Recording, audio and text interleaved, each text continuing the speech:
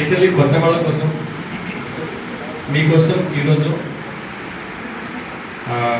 ఒక మాట చెప్పాలంటే ఒక గుడ్ న్యూస్ ఒక బ్యాడ్ న్యూస్ కొత్త వాళ్ళ కోసం ఏంటి గుడ్ న్యూస్ ఇంకోటి బ్యాడ్ న్యూస్ ఓకేనా ముందు చూద్దాం అసలు గుడ్ న్యూస్ ఏంటనేది రెడీనా చూడండి ఎప్పటి నుంచో మీరు ఎన్నో బాధలు ఉన్నాయి కష్టాలు ఉన్నాయి సుఖ సంతోషాలు ఉన్నాయి దేవుని దగ్గర వెళ్తున్నాం రోజు పొద్దున పూజ చేస్తున్నాం దేవుని చూస్తున్నాం అవునా కదా ప్రసాద్ దండ పెట్టుకుని దేవుడి దగ్గర దేవుడా నాకు మంచి అవకాశం ఇన్ని బాధలు ఉన్నాయి నేను దీన్ని బయటపడాలా ఒక్క అవకాశం ఇస్తే నేను దాన్ని ఉపయోగించి బయటపడతాను అనుకుంటున్నామా లేదా రోజు కాలు మొక్కలం కదా దానికోసం ఎన్నో నవ్వులు వస్తుంది ఎన్నో గ్రూప్ వస్తుంది అవునా కదా ఈ రోజు ఆ దేవుడి రూపకంగా ఎవరు మీకు పిలిచి ప్లాన్ చూపించింది రోజు అవునా కదా అంటే కోరుకున్న కోరికలు తీరే రోజు వచ్చేసింది ఆత్మహత్య ముందు వచ్చేసింది అంటే అవునా కదా ఇక్కడ ఏమైంది దేవుని పని అయిపోయింది నీకు చూపించాల్సింది చూపించేశాడు అవునా కదా తను ఉపయోగించుకోవద్దు ఎవరి చేతిలో ఉంటుంది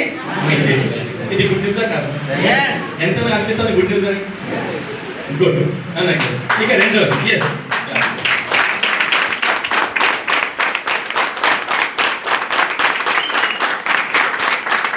రెండో న్యూస్ ఏంటది బ్యాడ్ న్యూస్ ఏంటి ఉత్సాహంగా చూస్తున్నారు అయితే బ్యాడ్ న్యూస్ ఏంటంటే ఓకే ఆ బ్యాడ్ న్యూస్ ఏంటంటే ఇక మీకు రేపటి నుంచి ఆ దేవునికి ఒక అవకాశం ఇవ్వని అడిగే అర్హతని కోల్పోతున్నాము అవునా కదా అది బ్యాడ్ న్యూసే కదా మళ్ళీ అడగలేరు ఇక దేవుని అవకాశం ఇవ్వని దేవుడు ఇవ్వాల్సి ఇచ్చేసాడు చూపించేశాడు అవునా కదా మరి రేపటి నుంచి అవకాశం మీకు ఉండదు అది బ్యాడ్ అవునా కదా మరి దీన్ని గుడ్ న్యూస్గా మార్చుకుంటారా బ్యాడ్గా మార్చుకుంటారా ఎవరు నిర్ణయించాలా నిర్ణయించుకోవాలి అవునా కదా బై ద వే నేను ఈ ప్రొఫెషన్ మెకానికల్ ఇంజనీర్ నేను పార్ట్ టైం వెళ్ళి చెప్పాను నేను ఓకేనా స్టార్టింగ్లో ఈ బిజినెస్ చూసేటప్పుడు ఓకేనా ఓకే నమ్మకం కానీ వస్తుందా రాదు ఇప్పుడు అందరూ కూడా మీటింగ్లు చూస్తున్నారు ఇప్పుడు రాష్ట్రాలు చూశారు సలీం సార్ చూశారు చాలా మంది చూస్తున్నారు బయట కార్లు కనిపిస్తున్నాయి అవునా కదా నేను ఈ ప్లాన్ చూసినప్పుడు 2 చైర్లు ఉన్నాయి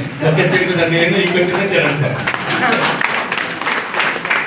ఇద్దరిని కూర్చొని సార్ ఒక నోట్బుక్ పైన అన్నీ రాస్తున్నాడు ఇల్లు వస్తుంది కార్ వస్తుంది కండ్లు వస్తుంది బ్యాంక్ వస్తుంది ఇవన్నీ పెద్ద లిస్ట్ రాశాడు ఇక్కడ కొడుకు రాశారు ఇలా పని చెప్పి రాశారా చూశారు కదా చెప్పండి ఎంతమంది నమ్మకం కలిగింది నాకైతే అసలు కలగాలి ఓకేనా నేను చూపిస్తుంటూ వింటున్నా ఓకేనా ఆ ప్రొఫైల్ బుక్ కూడా లేదు ఓకేనా నువ్వు సక్సెస్ అయ్యారంటే ఢిల్లీ అయ్యారు బొంబాయిలో అయ్యారు గోవాలో అయ్యారు అక్కడ చూపిస్తుంది తప్ప చుట్టుపక్కల ఎవరు కూడా లేదు నమ్మకం జరుగుతుందా అవునా కదా అస్సలు నమ్మకం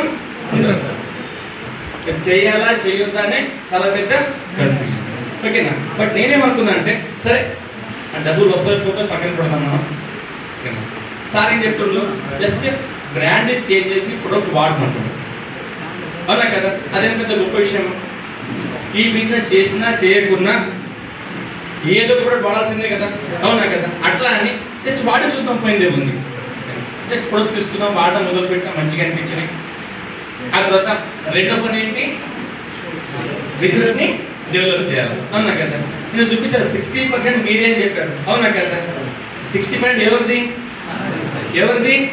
మీది మరి మీదే 60% అయినప్పుడు నేను చూసి నాదే అనుకున్నాను నేను మరి 60% మీదే అయినప్పుడు మరి బిజినెస్ ఎవరు పెంచుకోవాలా మనం పెంచుకోవాలి కదా దానికోసం ఏం చేయాలా కొత్త మాట్లాడాలా పిలుచుకోవాలి జనాల్ని తీసుకురావాలా ఆ పని మొదలు పెట్టినప్పుడు అంత ఈజీగా అంటారా మన దగ్గర కూడా పెద్ద క్వశ్చన్ మార్క్ నాకు ఓన్లీ మనసులో ఉంటే దాన్ని ఆడడం మొదలు పెట్టారు ఇది అవుతుందా కాదు ఇది వచ్చి చెప్పడం మొదలు పెట్టారు అవునా కదా బట్ అది చెప్పాలి కొందరు వచ్చారు కొందరు రాలేదు ఎవరైతే వచ్చారో వాళ్ళతో పాటు పని చేసుకుంటూ పోయాం చూస్తూ తింటుంది అని చెప్పి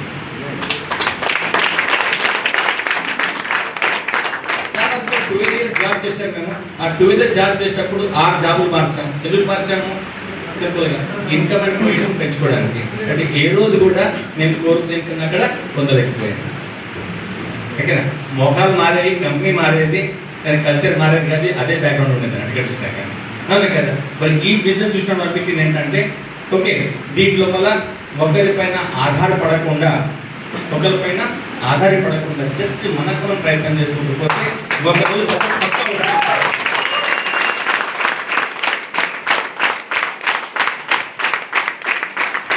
ఆ మాటకు వస్తే స్టార్టింగ్ అనిపించేది ఈ బిజినెస్ పనికిరానేమో అనిపించేది. ఎందుకంటే ఈ బిజినెస్ ఉంటే దాంతో మాట్లాడాలా, కలిసిమెలిసి ఉండాలా, చాలా పని చేయాల్సి వస్తుంది. అవునా కదా, నేను చాలా రిజర్వ్ క్యాండిడేట్ని, నాకు దోస్తులు ఎవరు ఉండరు. ఓకేనా, ఆ క్యాంప్లో 15 మంది దోస్తులు బయట ఎవరు ఉండరు. చాలా రిజర్వ్ క్యాండిడేట్ నేను. అవునా కదా, అలాంటప్పుడు ఈ బిజినెస్కి అవుట్ గోయింగ్ పర్సన్స్ కావాలి. నాకు అది లేదు అనిపించేది నాకు. బట్ దానికన్నా స్ట్రాంగ్గా బిజినెస్ చూసినప్పుడు ఒక విషయం అర్థమైంది ఏంటంటే, దీంట్లో సార్ చెప్పినట్టు ఒక 60-70 వేలు వస్తే మళ్ళీ జీవితం జాబ్ చేసే అవసరం ఉండదు. అది మైండ్లో ఫిక్స్ కూర్చుని ఉండే, అది మైండ్లో ఫిక్స్ కూర్చుని ఉండే. దానికోసం పెట్టడం మొదలు పెట్టినాం. వారు పని చేసినప్పుడు నాకు తెలియదు. ఈ రోజు మొదలు పెట్టినప్పుడు మీకు చాలా మంది కనిపిస్తుంది, కొంతమంది సర్కిల్ ఉంటుంది. మరి వీళ్ళు సరి చెప్పారు కదా, మామూలు బాగుందని ప్రతి ఒక్క దోస్తులు ప్రతి ఒక్క లిస్ట్ ఉంటుంది అన్నట్టు. ఆ తర్వాత కొందరు ఫ్రెండ్స్ ఉంటారు. అవునా కదా, కొందరు అసలు ఏమేమి సర్కిల్ ఉండదు, 2 రకాలు ఉంటారు.